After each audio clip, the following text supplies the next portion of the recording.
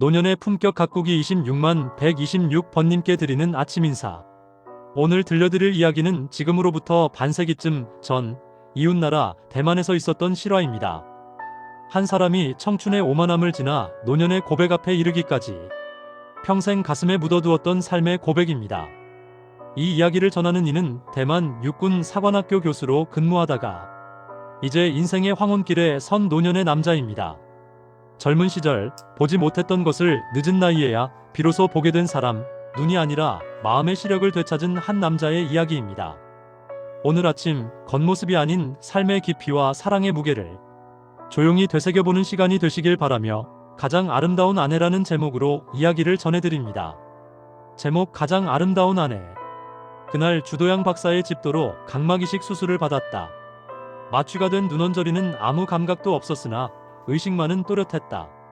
메스가 달그락거리는 소리라든가 간호사들의 나지막한 말소리 등을 놓치지 않고 들을 수 있었다.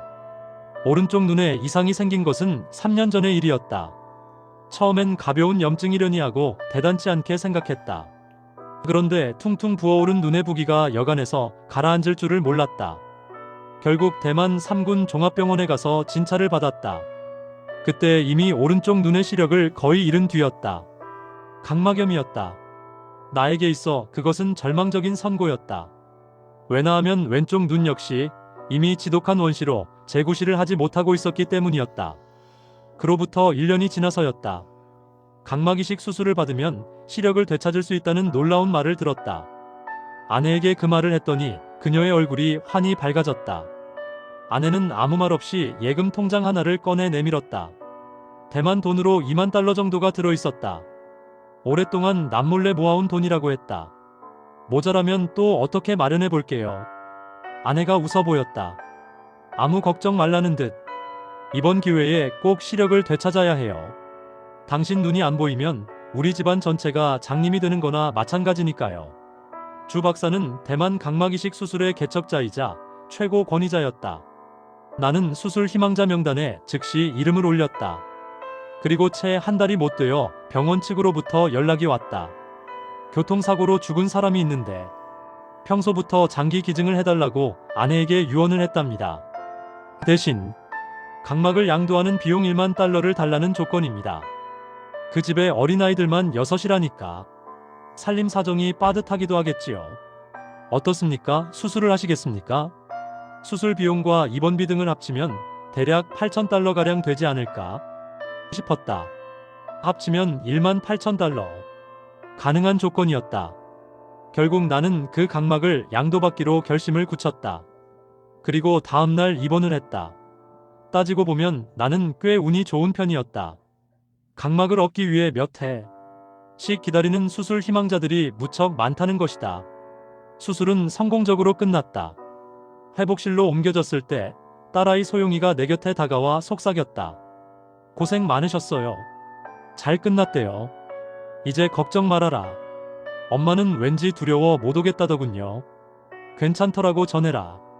아무 염려할 것 없다고. 나는 19살 때 아버지의 명에 의해 결혼을 했다. 아버지와 장인은 오랜 친구 사이로 두 사람이 각각 아들과 딸을 두게 되면 결혼을 시키자고 총각 시절에 이미 약속을 해두었다는 것이었다. 그리하여 아내를 처음 만난 것은 결혼 당일이었다. 가마를 타고 온 아내가 다소곳이 신방에 들어섰다. 머리에 쓰고 있던 금란직천을 벗었을 때 나는 소스라치게 놀라고 말았다. 일굴이 온통 우박 맞은 잿더미 모양의 곰보에 주먹만 한 들장코의 콧구멍이 추하게 벌름거리고 있었다. 눈썹은 아예 없었고 눈꺼풀이 난 징그러운 흉터 때문에 두 눈이 퉁퉁 부어 보였다. 나와 동갑내기라는데도 40살은 좋게 넘어 보이는 기가 막힌 박색이었다. 나는 어머니 방으로 도망쳐와 밤새 잠을 못 이루고 울먹였다. 어머니는 운명이려니 체념하라고 나를 타일렀다. 얼굴이 예쁘다고 최고는 아니다. 인물값을 한다고 불행을 불러들일 수도 있는 게야. 오히려 복은 박색한데 붙는다고 하지 않니? 그러나 어머니의 목소리가 내 귀엔 들어오지 않았다. 참담한 심정으로 그날 밤을 새웠다. 세상이 다 싫어졌다. 그 후로 나는 다시는 아내의 방에 발걸음을 하지 않았다. 말 한마디조차 건네지 않았다. 며칠 후엔 도망치듯 학교 기숙사로 떠났다. 얼마 후 방학이 찾아왔지만 집으로는 돌아갈 생각조차 하지 않았다. 마침내 아버지의 당부를 받은 사촌형이 나를 데리러 왔다. 어쩔 수 없이 사촌형에게 이끌려 집에 돌아왔다. 나를 본 아내는 사무 수줍게 미소를 지어 보였다. 즐겁한 나는 얼른 외면을 하고 말았다. 저녁 식사가 끝나고 어머니가 넌지시 나를 불러냈다. 네가 너무 심한 것 같다. 저 애가 얼굴은 비록 저래도 겪어보니 다르더구나. 마음이 그렇게 어질고 착할 수가 없더라. 어련하겠어요. 나는 끓어오르는 부하를 참지 못하고 볼멘 소리를 했다. 마음까지 얼굴을 닮았더라면 집에서 시집 보낼 생각이나 했겠어요? 저 못나고 능청스럽게 착한 척하는 여자를 말해요. 어머니의 안색이 창백해졌다. 애야, 저 애는 참으로 심지가 깊고 식구 누구에게든 헌신적이란다. 너에게 그런 외면을 당하면서도 부지런히 제 할 일 다 하는 것 좀 봐라. 부지런한 데다 깔끔하기도 이를 데 없고 시집와서 내내 그런 대접을 받아왔지만 원망은커녕 눈물 한 번 보인 적도 없고 말이야. 고통스럽긴 저도 마찬가지리고요. 생각해봐라. 저 애 역시 여자다. 예쁘고 그렇지 않고를 떠나서 말이야. 너는 저 애가 가엾지도 않니? 잘못한 것도 없는데 점디 젊은 나이부터 생과부로 보내야 하다니. 결국 그 후 눈 질끈 감고 아내와 한 방에 들게 되었다. 그러나 마음이 차갑게 식은 마당에 애정 따위가 생길 리는 없었다. 내 앞에서 아내는 언제나 고개를 숙이고 있었다. 어쩌다 한두 마디 말을 할 때도 모기 소리 같은 음성이었다. 내가 뭐라고 한마디 하면 잠깐 고개를 들어 배시시 웃고 나서 얼른 고개를 숙이곤 했다. 아내는 어려운 살림을 꾸려가며 짬짬이 일은 해 살림에 보태었다. 밀진 모자를 만들고 돗자리를 짜고 그물을 손질하고 도자기에 그림을 그려 넣는 등 잠시도 쉬지 않고 일감을 맡아 했다. 정말이지 대단한 희생정신과 성실함을 갖춘 여자였다. 육군사관학교에서 교사로 근무했던 나지만 우리 가족은 단 하루도 육사관사에서 살아본 적이 없었다. 그런 기회가 있을 적마다 내가 번번이 거부를 했다. 이유는 단 하나. 동료들에게 내 아내의 몰골을 보이기 싫었던 것이다. 살 붙이고 사는 아내이지만 못난 것은 못난 것이니까. 아내와 나 사이에 아이들이 생기고 무럭무럭 자랐다. 어느덧 딸의 소용이는 대학을 나와 선생님이 되었고 아들 녀석은 육사에 재학 중이다. 수술 후 2주 1이 지났다.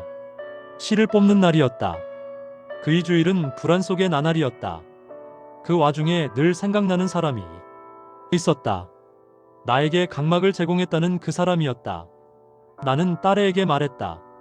완쾌되면 그분의 무덤을 한번 찾아가야겠다. 이윽고 눈에 감긴 붕대가 풀려졌다. 눈을 뜨기가 겁났다. 빛이 보입니까? 주치의가 물었다. 나는 한동안 눈을 깜빡이다가 나직이 대답했다. 네, 위쪽으로요. 전등빛입니다. 주 선생은 내 손을 잡으며 힘주어 말했다. 성공입니다. 일주일 후엔 퇴원해도 좋습니다.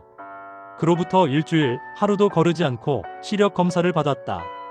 처음엔 시야가 그저 희끄무레하기만 하더니 마침내 주치의가 내밀어 흔드는 손가락도 알아볼 수 있게 되었다. 퇴원하는 날엔 병실의 창문이며 침대, 테이블 위에 놓인 찻잔까지도 또렷하게 보였다. 소영이가 병원으로 나를 데리러 왔다. 엄마가 기다리고 계세요. 아빠 좋아하시는 음식을 차려놓고. 응. 고맙구나. 택시를 타고 집으로 돌아왔다. 돌아오는 길 내내 소영이는 웬일인지 말이 없었다. 드디어 집에 도착했다. 부엌에서 음식을 준비하던 아내가 달려왔다. 내 앞에 와 서더니 무슨 까닭인지 힘없이 고개를 떨어뜨리는 것이었다. 그리고는 나직이 중얼거렸다. 고생 많으셨어요. 나야 뭐. 당신도 걱정 많았지? 식탁 앞에 가 앉았다. 그런데 웬일인가 아내가 벽 쪽으로 돌아서 훌쩍이기 시작했다. 다행이에요. 당신만 시력을 회복하셨다면 그게 가장 중요한 일이니까. 아내가 울먹이며 떠듬떠들 중얼거렸다. 그때였다. 딸 소용이가 방에서 뛰어나왔다. 그의 얼굴도 제 엄마처럼 눈물범벅이었다. 엄마. 딸애가 아내의 어깨를 잡아 흔들며 외쳤다. 격앙된 목소리였다. 아빠에게 모두 털어놔요. 엄마가 아빠한테 눈을 뽑아줬다고. 얼른 보여드리란 말이에요. 아내는 여전히 벽을 보고 선 채 말했다. 울지 마라. 엄마는 당연히 할 일을 했을 뿐이란다. 나는 벌떡 일어나 아내에게로 다가갔다. 그리고 어깨를 잡아 몸을 돌리게 했다. 아내의 왼쪽 눈이 수술 전에 내 눈처럼 흐려 있었다. 금화.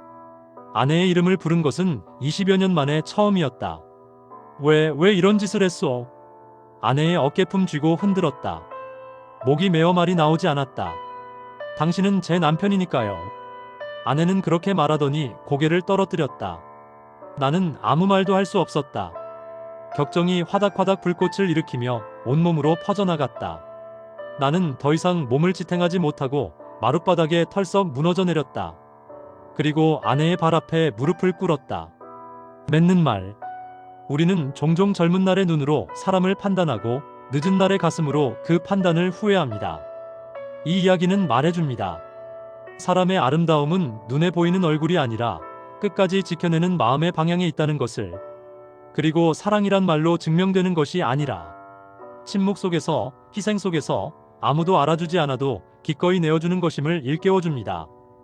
오늘 지금 곁에 있는 사람을 다시 한번 다른 눈으로 바라보는 하루가 되시길 바랍니다. 우리 인생에서 가장 늦게 깨닫는 진실은 대개 가장 소중한 것이기 때문입니다. 이 아침 번님의 하루가 조금 더 따뜻해지기를 바라며 인사를 드립니다. 배경음악은 에릭 사티의 짐노패디 1번입니다.